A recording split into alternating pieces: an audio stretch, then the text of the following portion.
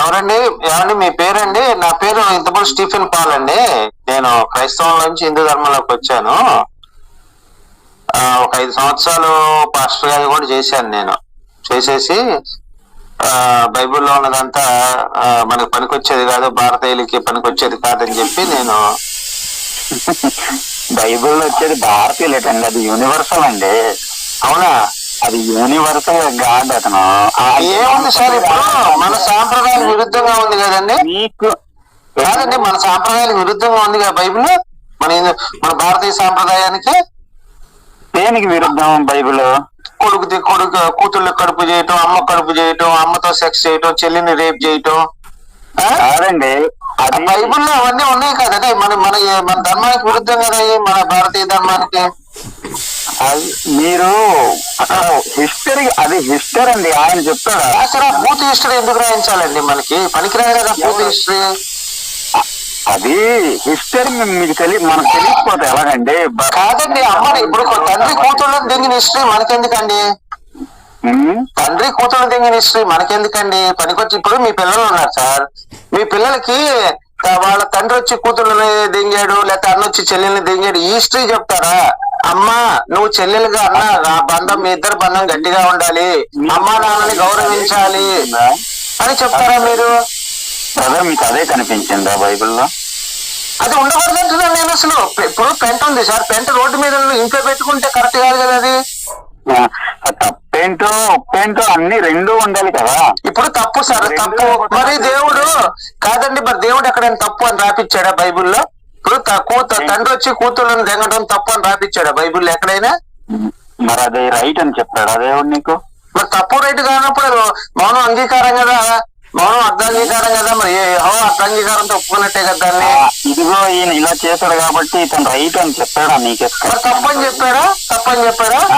ఇప్పుడు మీరు 1 వేలు వెళ్తున్నారు సార్ బండి మీద, మీరు 1 వేలు వెళ్తున్నారు సార్, పోలీసు వాడు చూశాడు, చూసినప్పుడు ఆపుతాడు కదా, ఏమైనా తప్పని చెప్తాడు కదా. చూసి చూడనట్టు వదిలేశారంటే ఆడు బద్దకస్తుడు అయి ఉండాలి, లేకపోతే ఇంకా ఆడు పనికి మాట్లాడే ఉండాలి. నేను చెప్పేది అసలు వినండి. స్త్రీనే చూడొద్దన్నాడు తండ్రి కూతురు ఇలా. అవును సార్, మంచిదే, భలే చెప్పారండి. కానీ కూతురు దిగితే మాత్రం తప్పు కాదు. అంటే మీరు పరాయి స్త్రీని మీరు భలే కనిపెట్టారండి. ఇక్కడ మంచి పాయింట్ ఒకటి చూడాలి సార్. పరాయి స్త్రీని వ్యామోహించడం తప్పు, కానీ అమ్మని చెల్లిని వ్యామోహించడం తప్పు కాదే. అమ్మని చెల్లిని చెప్పాడా? పరాయి స్త్రీని చేసినప్పుడు ఏం పట్టించుకోలేదండి ఆయన. ఇప్పుడు అమ్నోన్ గారు ఉన్నాడు, అమ్నోన్ గారు సొంత చెల్లెలు రేప్ చేశాడండి. అబ్షలోము గారు వాళ్ళ పిన్నతల్లని ఒకరి తర్వాత ఒకరిని పనుకోబెట్టి ఇజ్రాయెల్ ప్రజలందరినీ పిలిచి వాళ్ళ పిన్నతల్లంతా సెక్స్ చేస్తూ చూడండి, మీరు చూడండి, మమ్మల్ని నేను దెంగుతున్నాను, చూడండి అని చెప్పాడు అబ్షలోము గారు. సార్ నా మాట క్వశ్చన్ శాంతం వినండి.